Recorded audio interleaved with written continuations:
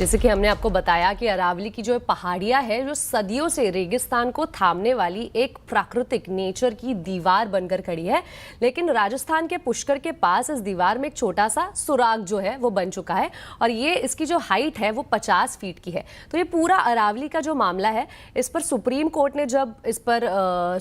ने जब अरावली के इस नई परिभाषा को स्वीकारा था, तब से सुप्रीम कोर्ट ने इसको पर्यावरणविद और विपक्ष के नेता ने इनको काफी विरोध जताया था। हम रोहन से समझ रहे हैं क्या है ये पूरा मामला। रोहन बताएंगे?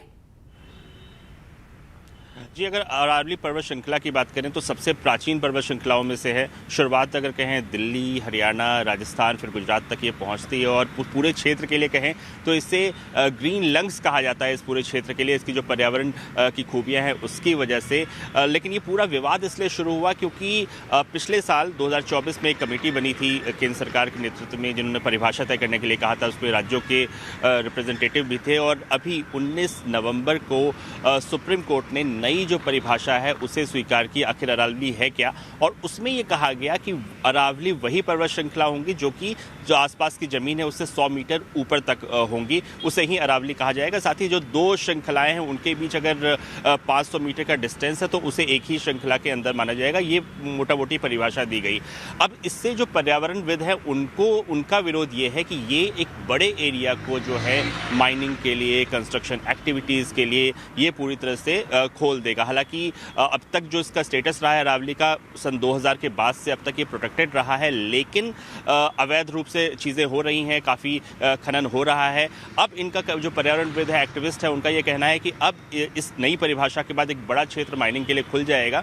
तो इसके लिए दो तीन चीज़ें उन्होंने कही है कि एक तो पहली चीज़ की जो लोकेशन है अरावली का, वो तरह का नेचुरल बैरियर एक्ट करता है। अगर आप थार को देखें तो थार से आने वाली जो गर्म हवाएं, धूल भरी हवाएं हैं, उससे प्रोटेक्ट करता है। इस पूरे दिल्ली एनसीआर के जो रीजन है उसमें एक तरह का जो है बदलाव होगा और इस एरिया का जो पर्यावरण है वो काफ़ी ज़्यादा बदलाव होगा। तब से लेकर सेव अरावली मूवमेंट जो है वो लगातार चला रहा है। दूसरी चीज़ ये भी है कि अब तक जो प्रोटेक्टेड स्टेटस था वो अब खत्म हो जाएगा। हालांकि सरकार इसे नहीं मानती है। सरकार का कहना है कि ये जो है ये गलत जो है भ्रम फैलाया जा रहा है, क्योंकि नई परिभाषा के बाद भी करीब 90% जो एरिया है वो संरक्षित रहेगा।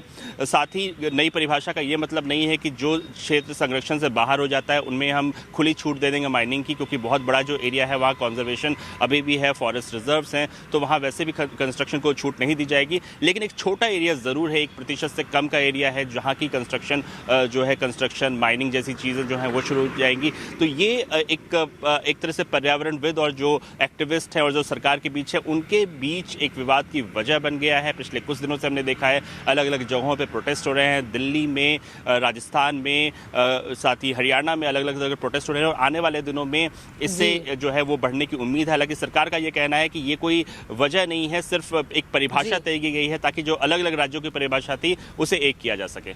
जी रोहन, बहुत बहुत शुक्रिया इस पूरी जानकारी के लिए। दिल्ली